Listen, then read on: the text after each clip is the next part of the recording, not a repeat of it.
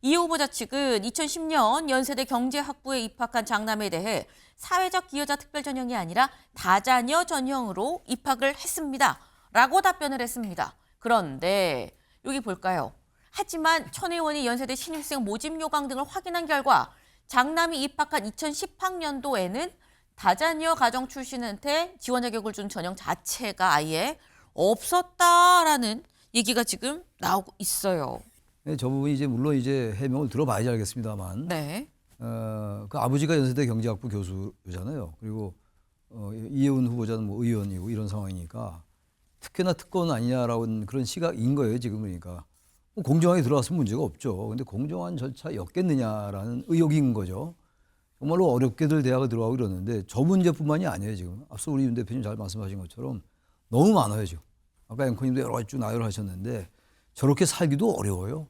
반포 아파트 부정청약 문제가 국민 감정선을 굉장히 건드는 거거든요. 우리나라 부동산 문제에 대해서는 굉장히 국민들이 분노를 합니다. 그래서 가족 수를 위장 미혼으로 해가지고 한 거는 지금 설명을 못 하잖아요. 그래서 다자녀 특혜를 받아서 반포에 수십억 특혜를 받았는데 거기에 대해서 지금 설명을 못 하고 국토부도 지금 조사를 안 하고 미적대고 있어요. 오히려 더 코너에 몰릴 가능성이 많고.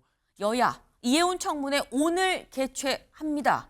부정청약, 부모 찬스 등등 관련해서 각종 의혹의 현미경으로 지금 검증이 들어가지 않겠느냐라는 얘기가 나옵니다. 오늘 오전 10시죠. 오늘 오전 10시 드디어 우여곡절 끝에 저희 키워드대로 우여곡절 끝에 드디어 이혜훈 기획예산처장관 후보자에 대한 청문회가 열립니다. 근데 이혜훈 후보자 그동안 계속 이렇게 얘기를 해왔었죠. 직접 들어보시죠. 기획예산처 초대장관 후보자로 지명된 데 대한 소감은 무거운 책임감이라는 말로만은 부족한 것 같습니다. 불법 부당한 일은 없었고요. 그리고 청문회에서 소상히 설명을 드리면 충분히 납득하시리라고 청문회에서 소상히 밝힐 기회를 기다리고 있습니다. 국민 앞에 소명 드릴 기회를 기다리고 있습니다. 네, 이혜훈 후보자 마지막 보신 거는 사실 국회에서 밤 9시가 넘도록 계속 기다리다가 결국 이 집으로 갈 수밖에 없고 청문회를 하지 못하고 집으로 가는 모습이었었는데 드디어 오늘 하게 됐다라는 거죠.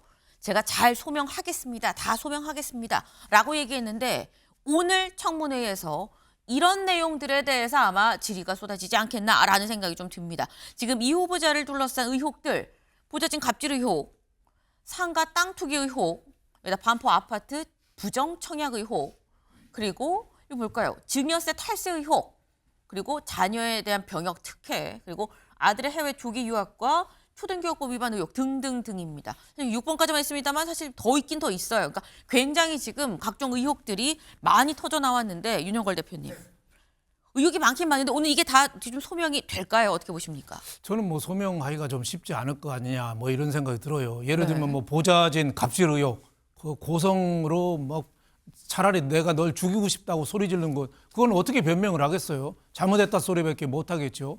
또 반포 아파트 부정청약 문제가 국민 감정선을 굉장히 건드는 거거든요. 우리나라 부동산 문제에 대해서는 굉장히 국민들이 분노를 합니다. 그래서 가족 수를 위장 미혼으로 해가지고 한 거는 지금 설명을 못 하잖아요. 그래서 다자녀 특혜를 받아서 반포에 수십억 특혜를 받았는데 거기에 대해서 지금 설명을 못 하고 국토부도 지금 조사를 안 하고 미적대고 있어요. 오히려 더 코너에 몰릴 가능성이 많고, 천하람 의원이 어제도 얘기했는데 제가 보기에는 다자녀로 해서 아들을 그 연세대학 그 특례로 입학시켰잖아요. 근데 그 당시에 입학할 때는 연세대학 입학 요강에 그 제도가 없었다고 그래요. 그러니까 아마 오늘 굉장히 논란이 많이 되는데 이혜훈 신임 후보자가 네. 제가 보기에는 많이 궁지에 몰릴 것 같다. 좀 이런 생각이 좀 듭니다. 네. 지금 이게 의혹이 많은데 이게 다 해소가 될 수 있을까? 개인적으로 나는 좀 이 회의적이다라는 말씀을 좀 주셨어요. 왜냐하면 일단 뭐 녹취 자체가 공개가 됐고 이게 사안 하나하나가 좀 휘발성이 좀 큰 사안들이다. 부동산, 뭐 자녀 병역, 교육 이런 문제들이 상당히 좀 이 민감하게 받아들일 수 있는 사안들인데 이거에 대해서 어떻게 해명을 할지 잘 모르겠네라는 주의로 좀 말씀하셨는데 말씀 중에 이 얘기도 지금 나왔죠.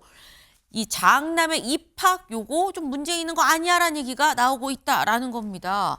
바로 이거죠. 네, 이혜훈 장남 다자녀 전형 입학 허위 논란입니다. 이혜훈 후보자는 이 자녀가 셋이 있죠. 그중에 장남에 대해서 장남이 대학 간 건 다자녀 전형으로 지금 입학을 했어요. 라고 얘기를 했는데 이거 아닌 것 같은데 라는 얘기가 나왔어요. 누가 아니라고 얘기를 하느냐. 바로 이 개혁산 천하람 의원입니다. 여기 볼까요?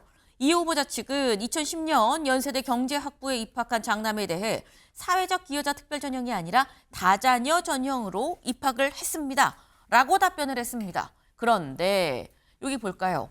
하지만 천 의원이 연세대 신입생 모집 요강 등을 확인한 결과 장남이 입학한 2010학년도에는 다자녀 가정 출신한테 지원 자격을 준 전형 자체가 아예 없었다라는 얘기가 지금 나오고 있어요. 이거 최창일 교수님, 예. 또 교수님이시니까 예.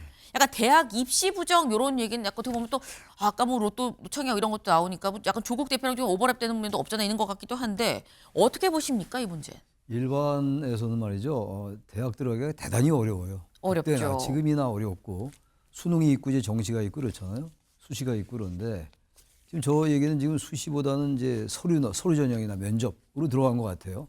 지금 저 의원의 말에 의하면 지금 그 당시 요강이 없었다는 거 아니에요. 그러니까 다자녀 특혜로 하면서 아마 서류 전형이나 면접으로 들어간 것 같은데 저 부분이 이제 물론 이제 해명을 들어봐야지 알겠습니다만 네. 그 아버지가 연세대 경제학부 교수잖아요. 그리고 이혜훈 후보자는 뭐 의원이고 이런 상황이니까 특혜나 특권 아니냐라는 그런 시각인 거예요. 지금 그러니까 뭐 공정하게 들어왔으면 문제가 없죠. 근데 공정한 절차였겠느냐라는 의혹인 거죠. 정말로 어렵게들 대학을 들어가고 이러는데 저 문제뿐만이 아니에요. 지금 앞서 우리 윤 대표님 잘 말씀하신 것처럼 너무 많아요. 지금 아까 앵커님도 여러 가지 쭉 나열을 하셨는데 저렇게 살기도 어려워요. 그러니까 국회의원이나 이런 분들은요. 우리 국민들의 일반이고 평균이래야 돼요. 그렇지 않으니까 뭐 그것까지 인정한다 손 치더라도 저게 대한민국의 저런 부분들이 대한민국의 평균 수준을 너무 많이 넘었어요. 그래서 저런 의혹들이 계속 나왔는데 계속 의혹이라고 써 있지 않습니까? 저 기사에도 네. 의혹인데 저 부분이 과연 소명될 것이냐. 이재명 대통령도 기자회견 때 문제가 있어 보인다. 어렵다 진짜 결정 내기 어렵다. 일단 그 청문회를 지켜보자. 그건 잘한 것 같아요. 청문회를 지켜봐야지. 하나의 과정이니까 프로세스니까 지켜보되 제가 볼 땐 지켜본 다음에 여론이 호전될 리가 없어요. 호전될 리가 없다면 그럼 뭐 임명하기 어렵죠.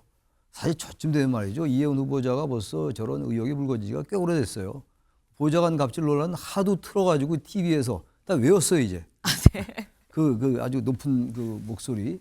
네. 근데 그게 꽤 오래됐는데도 불구하고 이렇게 버티는 것도 신기합니다. 되게 이쯤 되면 말이죠. 다 알아서 사퇴하고 그랬어요. 근데 어쨌든 이분은 계속 이제 마지막까지 왔어요. 오늘 청문회잖아요. 오늘 네. 청문회니까 어쨌든 지켜보고 너무나 많이 의혹이 제기됐고 말이죠. 이건 여야의 문제가 아니에요. 여당 내에서도 사실은 굉장히 많은 의원들이 지적을 많이 했어요. 근데 일단 청와대 입장에 청문회 지켜봅시다. 어렵게 어쨌든 통합이라는 차원에서 했기 때문에 그 부분을 이제 받아들여서 청문회까지 온 겁니다. 일단 지켜보고 제가 볼 때 저건 공정이다 뭐 이런 거 다 떠나서 국민들의 평균과 너무 동떨어져 있다. 그런 생각이 듭니다. 네. 오늘은 윤영걸 대표님도 그렇고 최창일 교수님도 그렇고 두 분이 공통적으로 좀 회의적인 시각을 가감 없이 좀 드러내시는 것 같아요. 일단 이 봤을 때 가족 의혹들도 그렇고 이런 사안들도 그렇고 이거는 글쎄 해명이 되겠어라는 취지의 말씀에 사실 전형 자체가 없었기 때문에 만약에 오늘 이 후보자가 나와서 알고 보니까 그 전형이 아니라 이 전형이었네요라고 정정을 하지 않는 이상 사실 이게 또 이게 맞다고 한다면 소명이 되긴 사실 쉽지 않은 상황이긴 합니다. 근데 말씀 중에 그 얘기가 나왔죠. 이재명 대통령도 신년 기자회견에서 직접 이 질문을 받고 이렇게 얘기를 했어요. 들어보시죠. 이혜훈 지명자에 관한 문제, 이거 정말 어려운 주제 중에 하나입니다. 어떻게 할지는 아직 결정은 못했어요. 그 청문 과정을 본 우리 국민들의 좀 판단을 들어보고 좀 그렇게 판단하고 싶었는데 그 기회마저 봉쇄돼서 저도 참 아쉽습니다. 문제가 있어 보이긴 해요. 그쪽 진영에서 공천을 무려 5번을 받아가지고 자기들끼리만 알고 있는 그 정보를 가지고 마치 대부에서 나오는 배신자 처단하듯이 뭐 흠잡힐 일을 한 당사자의 잘못이기도 하겠지만 우리로서는 알기 어렵죠. 네. 이재명 대통령도 뭐라고 얘기했느냐. 또 뭐 문제가 있어 보이긴 해요. 하지만 아직 결정을 내리진 못했습니다. 청문회를 좀 봅시다라는 취지로 말을 했었죠. 그리고 난 다음에 이제 오늘 있는 건데, 근데 오늘 어떻게 해명이 나오느냐에 따라서 사실상 뭐 임명으로 가느냐 뭐 아니냐 여부가 결정이 되겠습니다만, 그것과는 또 사실 무관하게 이경민 변호사님, 지금 이런 의혹들을 보면 이게 뭐 청약 의혹, 이거는 사실상 지금 어떻게 청약이 취소되는 거 아니야라는 얘기도 나오고요. 수사로 들어가면은 증여세 탈세 의혹이나 아니면 아들의 뭐 조기 유학, 그리고 아까 그 대학 입시 관련은 이거 사실 이 처벌을 받을 수도 있는 사안으로 가는 거 아닙니까?